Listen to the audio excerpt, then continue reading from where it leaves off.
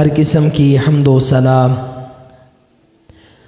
اللہ وحدہ لا شریک کے لیے، درود و سلام امام الانبیاء سید المرسلین خاتم النبیین جناب محمد الرسول اللہ صلی اللہ علیہ وآلہ وسلم کی ذات ارفع و بالا کے لیے۔ انسان کے جسم میں اس کی جسمانی زندگی اور روحانی زندگی کے لیے دل کا جو کردار ہوتا ہے، گزشتہ خطبہ میں ہم نے اس کے حوالے سے قرآن اور حدیث کی روشنی میں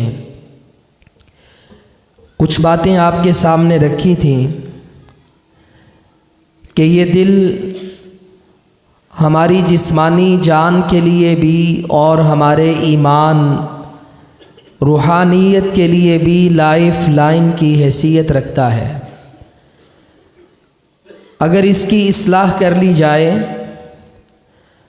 اگر اس دل میں اللہ تعالیٰ کا ڈر، اس کی خشیت، ایمان کے نور سے رونق لگا دی جائے تو ہمارا سارے کا سارا جسم اللہ تعالیٰ کی اطاعت میں مصروف ہو جاتا ہے۔ اور اگر ہم اس بات سے غافل ہو جائیں تو اس کا ہمیں بہت بڑا نقصان ہے کہ یہ دل اگر اللہ تعالیٰ کی نافرمانی میں مبتلا ہوا تو سر کے بالوں سے لے کے پاؤں کے ناخنوں تک یہ ہماری ساری زندگی ہمارے اعضاء کو، ہمارے جسم کو، ایمان کو برباد کر دیتا ہے، اللہ تعالیٰ کی نافرمانی میں مبتلا کر دیتا ہے۔ ایک بندہ اگر کسی مرض میں مبتلا ہو جائے تو یہ مرض کی نوعیات بھی الگ الگ ہیں۔ مرض کی ایک نوعیت ایسی ہوتی ہے کہ انسان اپنے آپ کو بیمار ہی نہیں سمجھتا، وہ اپنے آپ کی بیماری کا اندازہ ہی نہیں لگا پاتا، بیمار ہونے کے باوجود وہ اپنے آپ کو تندرست سمجھتا ہے۔ کچھ بیماری کی نوعیات یہ ہوتی ہیں کہ انسان بیمار بھی ہے اور اس کے جسم پر اس کا برا اثر بھی ہے۔ ہمارا جو دل ہے اگر اس کے اندر مرض آ جائے تو اس کی ایک بیماری کی قسم یہ ہے کہ انسان اپنے آپ کو اللہ تعالیٰ کی نافرمانی میں تصور ہی نہیں کرتا۔ وہ یہ سمجھتا ہے کہ میں جو گناہ کر رہا ہوں یہ گناہ نہیں ہے۔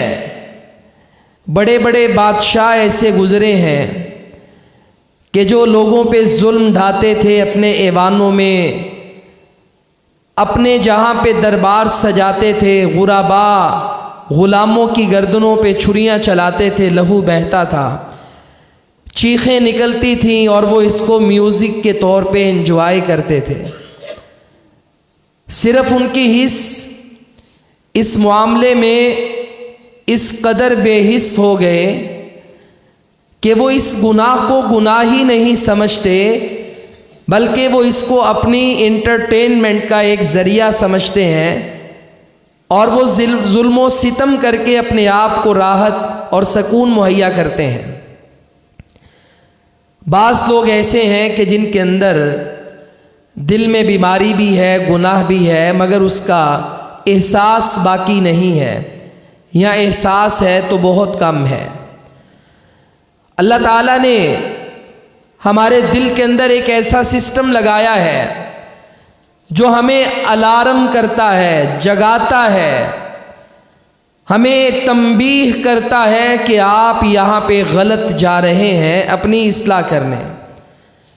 اور اللہ تعالیٰ نے قرآن مجید میں اس کو کہا نفس لوامہ، کہ جو ملامت کرتا ہے انسان کو۔ یہ ہمارے دل کی ایک کیفیت کا نام ہے کہ اگر ہم گناہ کریں، گناہ کرنے کے بعد ہمارے دل میں اس کا احساس پیدا ہو جائے، ہم اللہ تعالیٰ کی نافرمانی کریں، ہمارا دل ہمیں اس بات پہ بار بار ملامت کرے کہ انسان تو نے گناہ کیا ہے، تو اللہ تعالیٰ سے توبہ کر، تو نے بہت غلط کیا ہے۔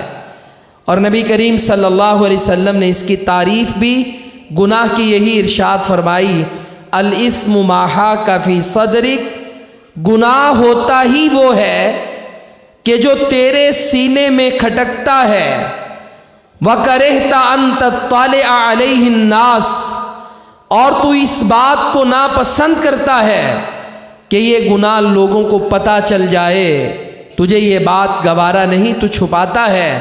فرمایا جب بھی کسی کام میں یہ دو صفات پیدا ہو جائیں کہ وہ کام آپ کے دل میں کھٹک رہا ہے اور آپ لوگوں سے اسے چھپا رہے ہیں، یہی تو گناہ ہے، اسی کو الاسم کہا جاتا ہے، اسی کو اللہ تعالیٰ کی نافرمانی کہا جاتا ہے۔ اور یہ اللہ تعالیٰ کا ہم پہ بہت بڑا احسان ہے کہ اس نے ہمارے اندر ایسا سافٹ ویئر ڈالا ہے کہ اگر جوتا کسی اور کا پہنے تو پاؤں بول کے بتاتا ہے یہ تیرا نہیں ہے۔ یہ انسان کی غلط فہمی ہے، کبھی کبھار اسے نسیان اور بھول ہو جاتی ہے، مگر اللہ تعالیٰ نے اس کے جسم کے اندر ہی میرے اور آپ کے اندر ایک ایسا جج بٹھا دیا ہے جو ہمارا فیصلہ بھی کرتا ہے اور ہمیں ملامت بھی کرتا ہے۔ دل کی بیماریوں میں، امراض میں ایک بہت بڑی بیماری یہ ہے کہ اللہ تعالیٰ نے اس دل کو اپنی خشیت کا، تقوی کا مرکز بنایا ہے۔ جیسے اللہ کے حبیب علیہ السلام لوگوں کو تقوی کے بارے میں درس دے رہے تھے، صحابی کہتے ہیں آپ نے فرمایا التقوی ہا ہونا، لوگوں تقوی یہاں ہے۔ صحابی کہتے ہیں وَيُشِيرُ إِلَى صَدْرِهِ، اللہ کے نبی اپنے دل سینے کی طرف اشارہ کر کے کہہ رہے تھے لوگوں تقوی یہاں ہے۔ 3 بار یہ بات ارشاد فرمائی کہ تقوی دماغ میں نہیں ہوتا، ہاتھ میں نہیں ہوتا، جسم کے کسی اور عضو میں نہیں ہوتا، التقوی ہا ہونا، یہ ایمان اور تقوی کا مرکز دل ہے۔ جب اس دل کے اندر اللہ تعالیٰ کا ڈر نہ رہے، خوف نہ رہے، تو گناہوں کی وجہ سے یہ دل سیاہ ہونا شروع ہو جاتا ہے۔ نبی پاک علیہ الصلوۃ والسلام کی حدیث ہے، آپ نے فرمایا کہ جب بھی کوئی مسلمان بندہ گناہ کرتا ہے تو اس کے دل پر ایک نقطہ لگا دیا جاتا ہے۔ گناہ کرتا ہے، اگر وہ توبہ کر لے تو اسے ریموو کر دیا جاتا ہے، اگر وہ توبہ نہ کرے نقطہ لگتا ہے، پھر گناہ کرتا ہے، گناہوں کے چھینٹے پڑتے ہیں اور نکات لگ جاتے ہیں، پھر گناہ کرتا ہے، گناہوں پہ گناہ تو کرتا ہے مگر توبہ نہیں کرتا، ریموو کرنے کی درخواست نہیں دیتا، باز آنے کے لیے اللہ کو یقین دہانی نہیں کرواتا۔ فرمایا کہ یہ گناہوں پہ گناہ ہوتے ہیں اور دل سیاہ ہو جاتے ہیں۔ کہا اللہ نے قرآن میں اسی لیے فرمایا کلا بل رأنا علی قلوبہم ما کانوا یکسبون، یہ جو گناہ کیے جاتے ہیں اسی کی وجہ سے دلوں پہ زنگ آتا ہے۔ اللہ کے حبیب فرماتے ہیں جب گناہوں پہ گناہ ہو تو یہ دل زنگ آلود ہو جاتے ہیں، اگر توبہ کر لی جائے، معافی مانگ لی جائے تو دل دھل جاتا ہے۔ اور یہ میں گزشتہ دنوں امریکہ کے ایک ڈاکٹر کی رپورٹ پڑھ رہا تھا کہ وہ مسلمان کیسے ہوا۔ ریاض میں جو جامعہ الامام یونیورسٹی ہے وہاں پر اس بات پہ بہت کام ہوتا ہے، اور ہر سال کی بنیاد پہ وہاں پہ بڑے غیر مسلم ڈاکٹر آ کے مسلمان ہوتے ہیں قرآن مجید کی سائنس کی وجہ سے۔ اس کا سبب کیا بنا اسلام کا؟ وہ کہنے لگا میں نے قرآن مجید پڑھا کلا بل رأنا علی قلوبہم، کہ دلوں پہ زنگ لگتا ہے، میں نے یہ طے کر لیا کہ میں یہ دلوں کا معائنہ تقابل کر کے چھوڑوں گا۔ کہتا میرے پاس مریض آنے لگے اور میں یہ دیکھتا تھا، ہارٹ پیشنٹ تھے، کہ جب ان کا بائی پاس ہوتا تو دل اندر سے سیاہ ہوتا تھا۔ یہ سرخ رنگ سیاہی مائل ہوتا تھا. کہتا ہے جب بھی میرے پاس کوئی مسلمان آتا اور وہاں پہ جو بھی غیر مسلم دنیا میں مسلمان ہوتے ہیں عیسائیوں سے پلٹتے ہیں ان کے اندر عمل ہوتا ہے. کہتا ہے میں جب ان کے دل کا بائی پاس کرتا تو اس کا دل اندر سے چمکتا تھا. صرف اس بات پہ مسلمان ہو گیا کہ جو اللہ تعالیٰ نے قرآن مجید میں اور نبی کریم صلی اللہ علیہ وسلم نے جو دل کی صفات کا ذکر کیا ہے، میں نے اپنی آنکھوں سے مسلمان اور کافر باعمل بد کردار بندوں سے میں نے یہ تقابل کیا، اپنی آنکھوں سے دیکھا ہے کہ نیک اعمال کا بھی دل پہ اثر ہوتا ہے اور بد اعمالیوں کا بھی دل پہ اثر ہوتا ہے. یہ دل زنگ آلود ہو جاتے ہیں، انہیں دھونا چاہیے. اور دھونے کے لیے صرف کیا ہے، صابن کیا ہے، پانی کیا ہے، وہ اللہ تعالیٰ سے استغفار کرنا ہے سچے دل کے ساتھ. لیکن اگر یہ دھوئیں نہ تو دل کی کیفیت ایک ایسی بن جاتی ہے کہ دل سخت ہو جاتے ہیں. قرآن مجید میں اللہ فرماتے ہیں، پہلا پارہ ہے ثم قست قلوبکم من بعد ذلک. اللہ تعالیٰ بنی اسرائیل سے کہتا ہے اس کے بعد تمہارے دل سخت ہو گئے. اب یہ دلوں کی سختی کی مثال اللہ تعالیٰ کس سے دے رہا ہے؟ فَهِيَ كَالْحِجَارَةِ. اللہ فرماتے ہیں پس یہ دل اتنے سخت ہو گئے پتھروں کی مانند ہو گئے. اور یہ جملہ ہم بھی بولتے ہیں کہ یہ تو بڑا ہی پتھر دل انسان ہے. فرمایا دل اتنے بھی سخت ہوئے کہ پتھر دل ہو گئے. کہا اتنے بھی نہیں بلکہ اس سے بڑھ کر او اشد قسوہ، پتھروں سے بھی زیادہ سخت ہو گئے دل. کیوں؟ اللہ فرماتے ہیں وَإِنَّ مِنَ الْحِجَارَةِ لَمَا يَتَفَجَّرُ مِنْهُ الْأَنْهَارُ. پتھر سخت ہے. یہاں پہ ایک سوال پیدا ہوتا ہے، مفسرین نے بحث کی ہے کہ اللہ تعالیٰ نے یہاں پر کوئی اور مثال کیوں نہیں دی؟ سونا بھی سخت ہوتا ہے، چاندی بھی سخت ہوتی ہے، سٹیل بھی سخت ہوتا ہے، لوہا بھی سخت ہوتا ہے. اللہ تعالیٰ یہاں پہ سونے کی بات کر سکتا تھا، چاندی کی دھات کا ذکر کر سکتا تھا، لوہے سے تشبیہ دے سکتا تھا، مگر میرے رب نے پتھروں سے تشبیہ کیوں دی ہے؟ پتھروں کی طرح سخت ہو گئے کیونکہ لوہا سخت ہے، سٹیل سخت ہے، چاندی سونا سخت ہے، دھات ہے، مگر جو اس کو بھی گرم کر کے پگھلا دے اسے پتھر کہا جاتا ہے، جو کوئلوں کی صورت میں جلتا ہے اور ان کو بھی پانی کر دیتا ہے مگر خود پانی نہیں ہوتا. اللہ تعالیٰ نے اس لیے پتھروں کی بات کی کہ پتھروں کی طرح سخت او اشد قسوہ، یا اس سے بھی زیادہ سخت یہ دل کے اندر سختی آ جاتی ہے. فرمایا وَإِنَّ مِنْهَا لَمَا يَتَفَجَّرُ مِنْهُ الْأَنْهَارُ. اللہ کہتا ہے یہ جو پتھر ہے نا ان سے کبھی کبھی تو نہریں نکلتی ہیں. وَإِنَّ مِنْهَا لَمَا يَشَّقَّقُ فَيَخْرُجُ مِنْهُ الْمَاءُ. کبھی کبھی آپ دیکھو گے کہ پتھروں سے آبشاریں نکلتی ہیں، کبھی آپ دیکھو گے کہ پتھر پھٹے گا اور اس سے چشمہ ابل جائے گا، کبھی آپ دیکھو گے وَإِنَّ مِنْهَا لَمَا يَهْبِطُ مِنْ خَشْيَةِ اللَّهِ. یہ بڑے بڑے پتھر اللہ کے خوف سے لڑکتے ہوئے زمین پہ آ گریں گے. اللہ فرماتے ہیں پتھر سخت ہونے کے باوجود بھی اللہ کے ڈر کی وجہ سے اتنا تو نرم ہوتا ہے کہ اس سے پانی نکلتا ہے. کبھی وہ اللہ کے خوف سے زمین پہ آ گرتا ہے جسے ہم لینڈ سلائیڈنگ بولتے ہیں. انسان کا دل تو اتنا سخت ہے کہ وہ پتھروں سے بھی آگے بڑھ گیا ہے.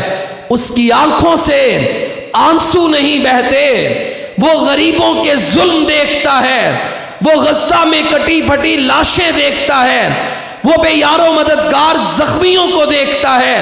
مگر آج امت کے دل اتنے سخت ہیں، پتھروں سے بھی زیادہ گئے گزرے ہیں، نہ آنکھوں سے آنسو بہتے ہیں، نہ ان کے دل ان مظلوموں کے کرب کی وجہ سے کانپتے ہیں، ان کے اندر خشیت پیدا ہوتی ہے. یہ بھی ایک بہت بڑی بیماری ہے. یہ کھڑکی بند کر دیں، بہت شور آ رہا ہے باہر سے. یہ بھی ایک بہت بڑی بیماری ہے کہ انسان کا دل پتھر ہو جائے.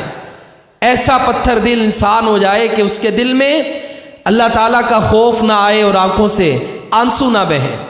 اور یہی وجہ ہے کہ نبی کریم صلی اللہ علیہ وآلہ وسلم نے اس کا علاج بھی بیان کیا کہ آپ کے پاس آپ کے نواسے بیٹھے ہوئے ہیں، حسن یا حسین. وہ نبی علیہ الصلاۃ والسلام سے نماز کے بعد لپٹ رہے ہیں، پیار کر رہے ہیں. اللہ کے حبیب انہیں بوسہ دے رہے ہیں. ایک صحابی نے دیکھا اور اس نے کہا اللہ کے حبیب یہ تو آپ کے نواسے ہیں اور آپ ان سے اتنا پیار کر رہے ہیں. اللہ تعالیٰ نے مجھے 10 بیٹے عطا کیے ہیں، میں نے آج تک ان سے ایسا پیار نہیں کیا. تو اللہ کے حبیب فرماتے ہیں کہ اگر تیرے دل سے اللہ تعالیٰ نے رحمت نکال دی ہے پھر اس میں ہمارا کیا قصور ہے. کہیں اللہ کے حبیب دلوں کو نرم کرنے کے طریقے بتا رہے ہیں. نبی پاک علیہ الصلاۃ والسلام نے فرمایا کہ دل کو نرم کرنے کا ایک سبب یہ بھی ہے کہ آپ کسی یتیم کے سر پہ ہاتھ رکھیں. آپ ایک ٹارگٹ بنا لیں کہ میں نے کسی یتیم کی کفالت کرنی ہے. یہ بھی عمل دلوں کو نرم کرتا ہے. کہیں اللہ کے حبیب فرماتے ہیں صحیح مسلم کی حدیث، کہا جو لوگ جنت میں جائیں گے ان کے دلوں کی کیفیت کیا ہے؟ چڑیوں کے مانند نرم دل رکھنے والے لوگ جنت میں جائیں گے. اب اس حدیث کے 2 مطلب ہیں. ایک مطلب تو ظاہری ہے کہ جیسے چڑیا اتنی نرم ہوتی ہے کہ اسے مارنے کے لیے یا کھانے کے لیے، ذبح کرنے کے لیے آپ کے پاس کوئی بڑا پتھر آلہ نہیں بھی تو آپ اسے ہاتھ میں لے کر اپنا زور لگائیں تو آپ اس کو کچل سکتے ہیں. یعنی جیسے روئی کی مانند یہ چڑیا نرم ہوتی ہے. جس بندے کا دل اتنا نرم ہوگا وہ کل قیامت والے دن جنت میں جائے گا. اور دوسرا اس کا مطلب یہ ہے کہ اللہ کی مخلوقات میں آپ کو جو نرم دل مخلوق نظر آئے گی وہ چڑیا ہے، بے ضرر ہے، کبھی اس نے کسی کو نقصان نہیں دیا، رونق ہے اس جہان کی.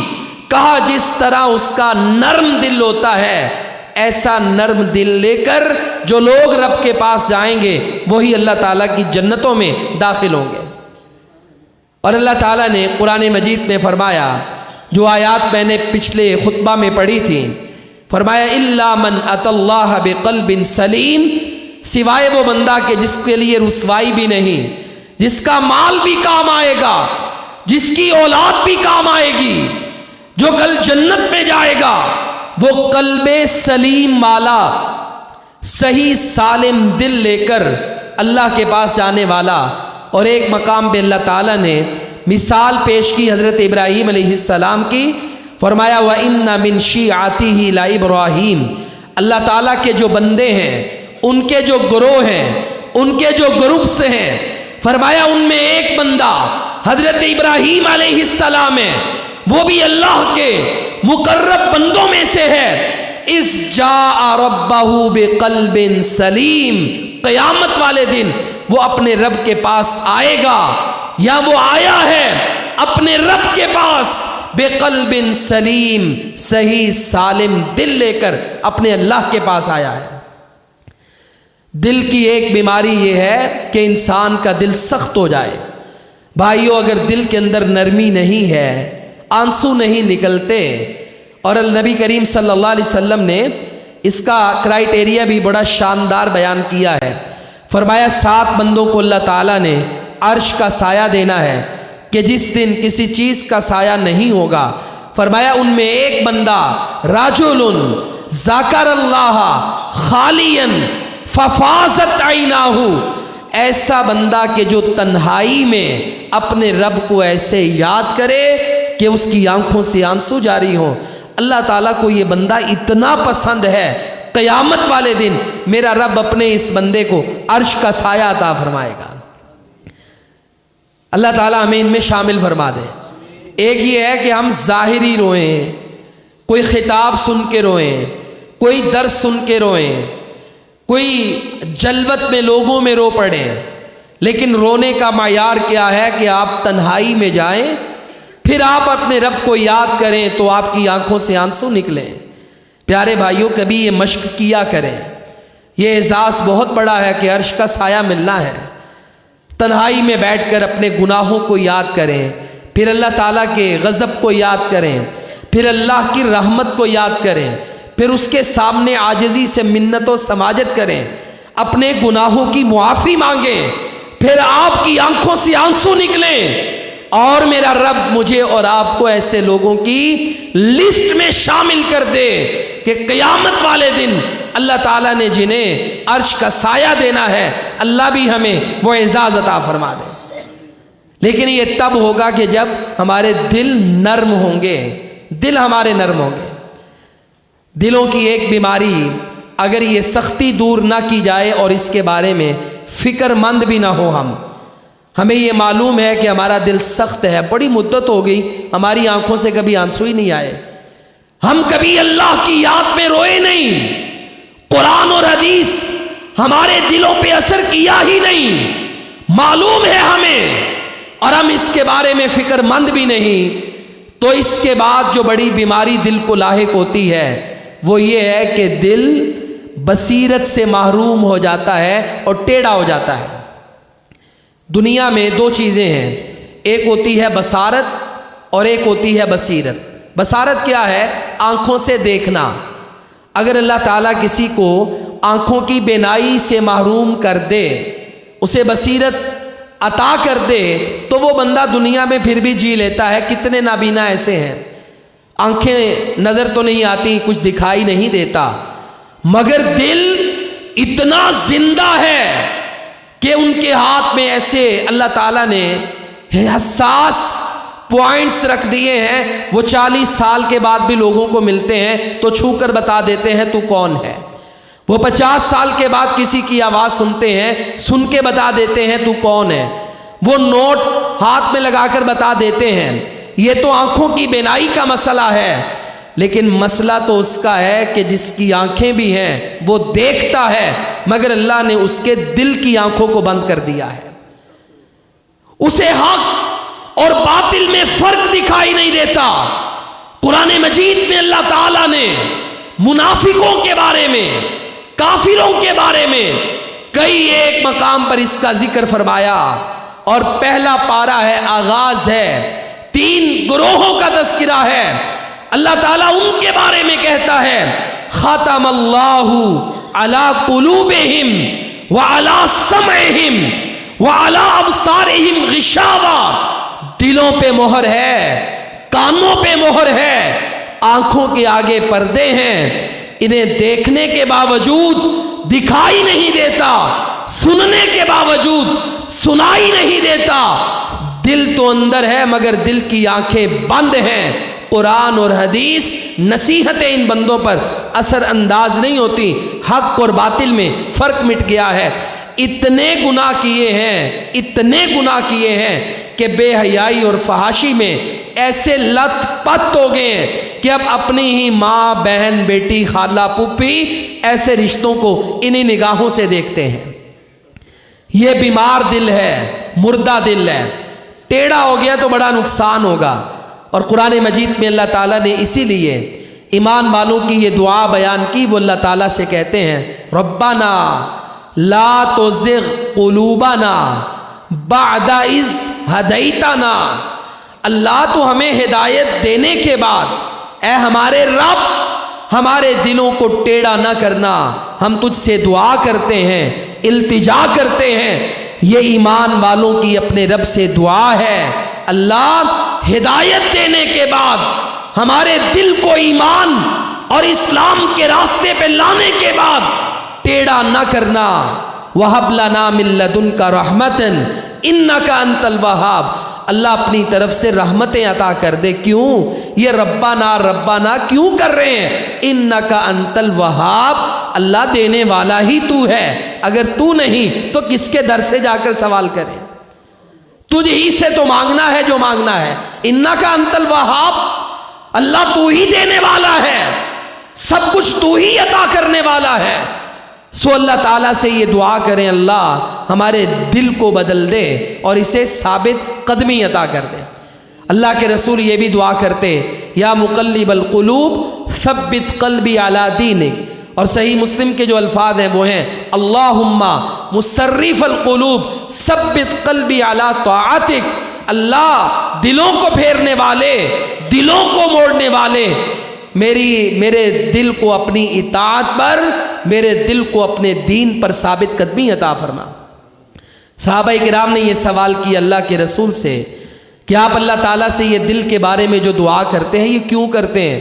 تو نبی علیہ السلام نے فرمایا یہ جو دل ہے نا، قرآن مجید بھی کہتا ہے سورۃ الاحزاب کے آغاز میں اللہ تعالیٰ نے جہاں پہ یہ ذکر کیا کہ ہر بندے کے اندر ایک ہی دل ہوتا ہے، دل اللہ تعالیٰ نے جسم میں ایک ہی رکھا ہوا ہے، آنکھیں دو ہو سکتی ہیں، ہاتھ دو ہو سکتے ہیں، بازو دو ہو سکتے ہیں، دانت کئی ہو سکتے ہیں، بال بے شمار ہو سکتے ہیں، مگر دل اللہ تعالیٰ نے ایک ہی رکھا ہے۔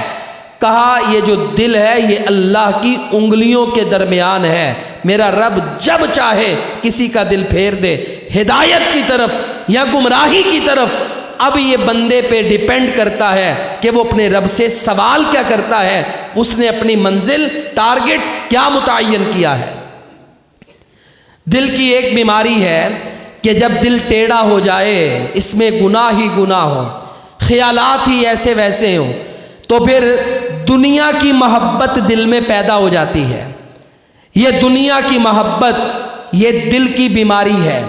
جس بندے کو ایک طرف اللہ، اس کا رسول، اس کا دین اور دوسری طرف دنیا چوائس میں دی جائے اور وہ دنیا کا انتخاب کر لے، سمجھ لیں وہ بندہ دل کا مریض ہے، اس کے دل میں ایک بہت بڑی بیماری ہے، وہ دنیا کی محبت ہے۔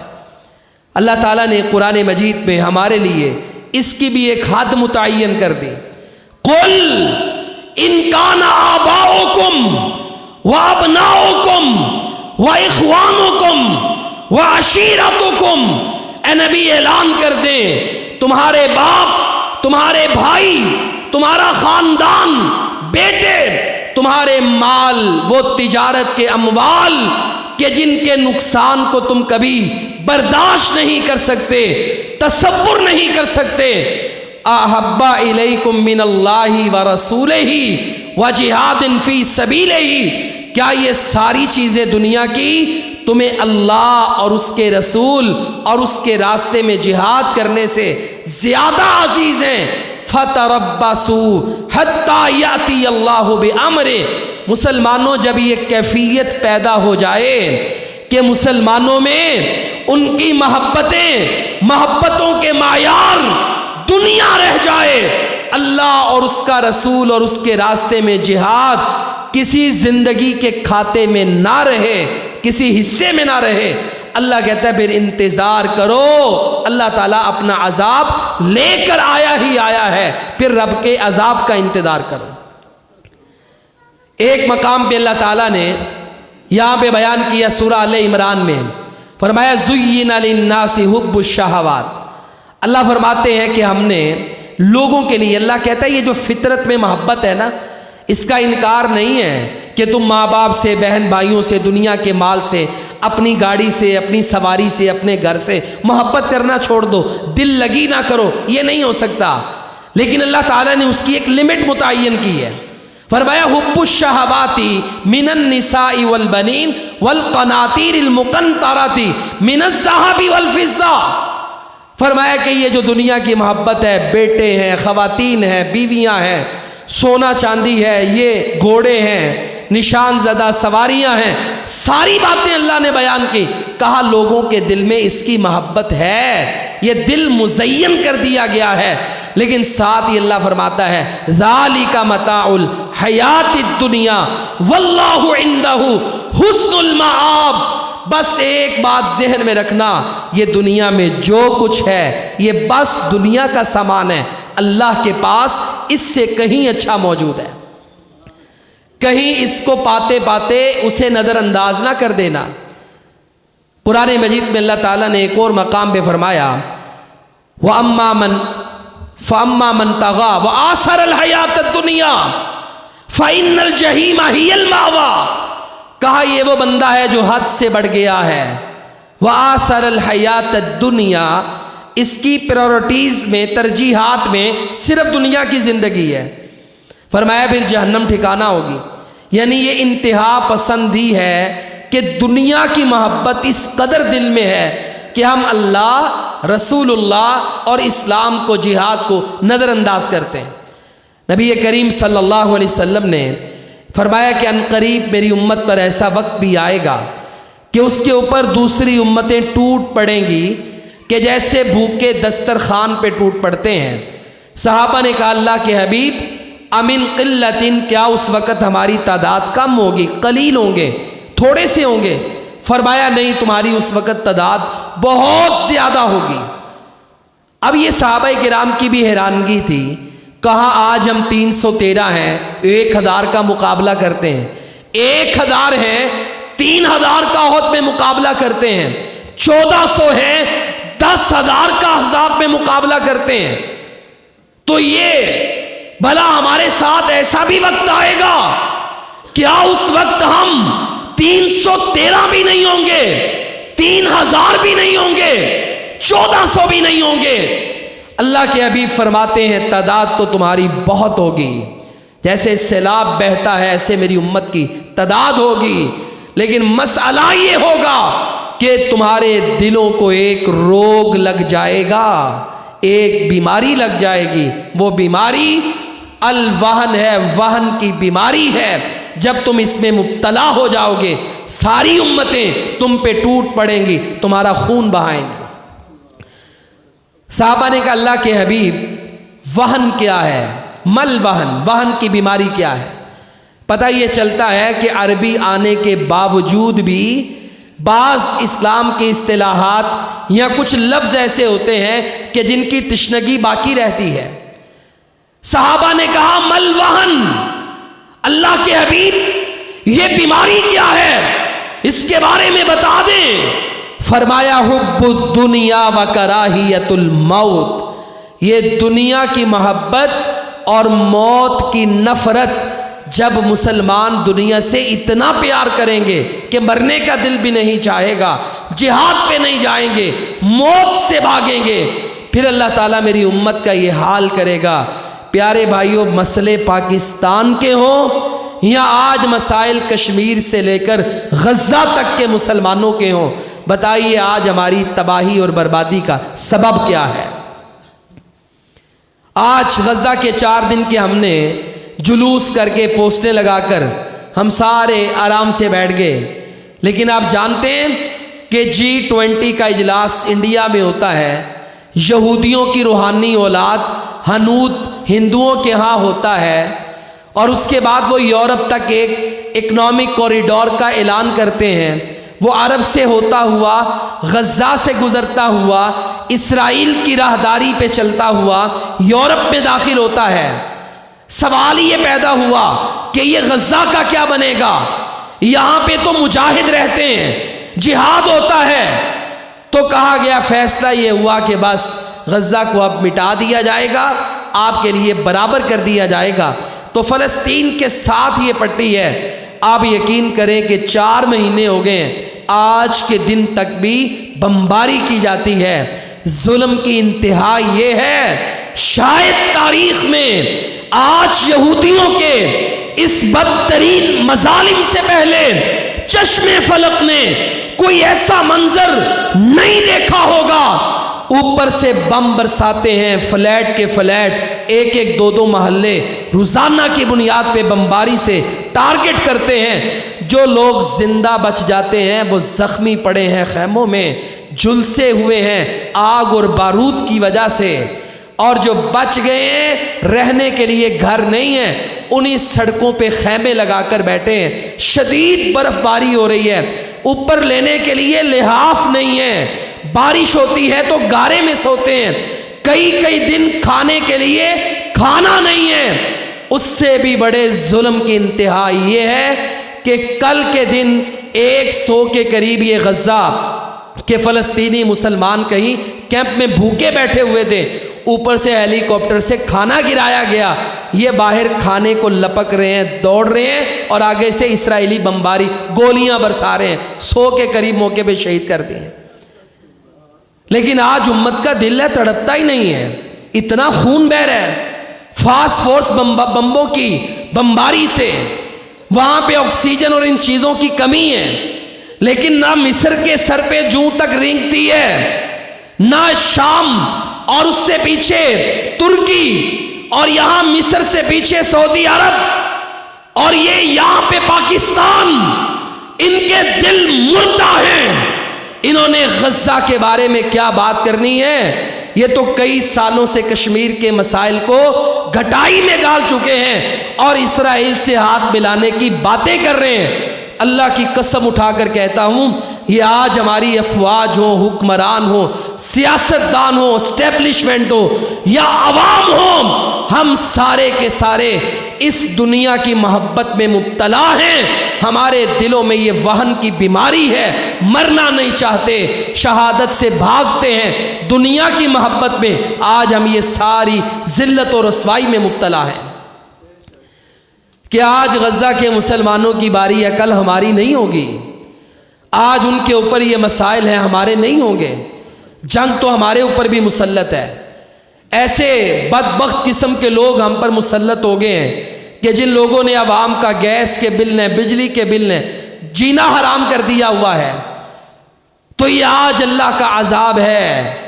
اللہ کے رسول علیہ السلام کی بتائی ہوئی یہ دلوں کو لگی ہوئی وہ بیماری ہے کہ جو آج ہم سب کے دل کے اندر موجود ہے۔ آج وہ جرت نہیں کہ کفر کی آنکھوں میں آنکھیں ڈال کر وہ انڈیا ہو، وہ امریکہ ہو، جنگ میں پیش قدمی چاہے نہ کریں، لیکن اگر دشمن جرت کرے، وہ قتال، وہ جذبہ، وہ جہاد، وہ شہادت کا شوق وہ کدھر ہے؟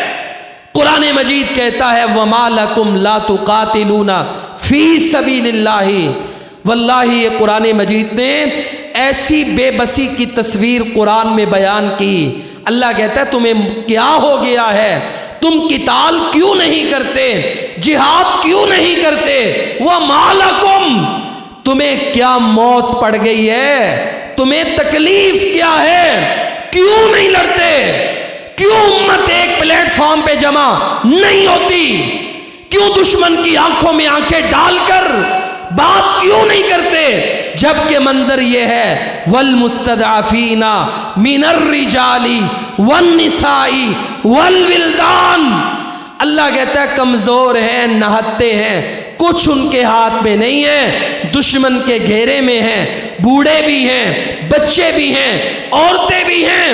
اللہ سے کہتی ہیں ربنا اخرجنا من هذه القرية الظالم اهلها، وہ اللہ سے کہتے ہیں یا اللہ اس بستی سے ہمیں نکال تو دے کہ جہاں کا رہنے والا ظالم ہے۔ الظالم اہلها وجعلنا من لدنک ولیا، اللہ اپنی طرف سے کوئی تو مددگار بھیج، کوئی تو سلطان بھیج جو آ کے ہماری مدد کرے۔ یہ اللہ کا قرآن آج جو تصویر بیان کرتا ہے، اگر یہ آج ہمارے حکمرانوں سے لے کر عوام تک یہ آیتیں دلوں پہ اثر نہیں کرتی تو اس کا مطلب یہ ہے ہمارے دل زنگ آلود ہیں، ہمارے دلوں میں یہ وہن کی بیماری ہے، دنیا کی محبت نے ہمیں بے حس کر دیا ہے، ہمارے اندر غیرت ختم ہو گئی ہے۔ تو پیارے بھائیوں، یہ وہ بیماریاں ہیں دلوں کی، یہ حسد، یہ بغض، یہ نفرت، کینہ، یہ بھی دلوں کی بیماریاں ہیں۔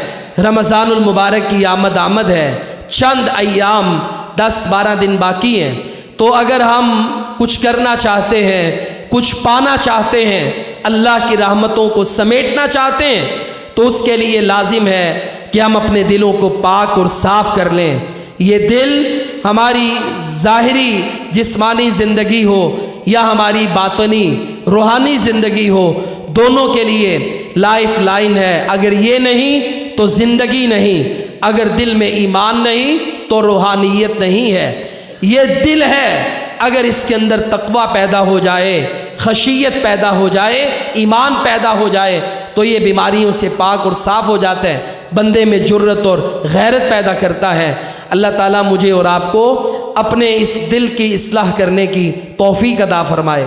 وآخر دعوانا ان الحمد للہ۔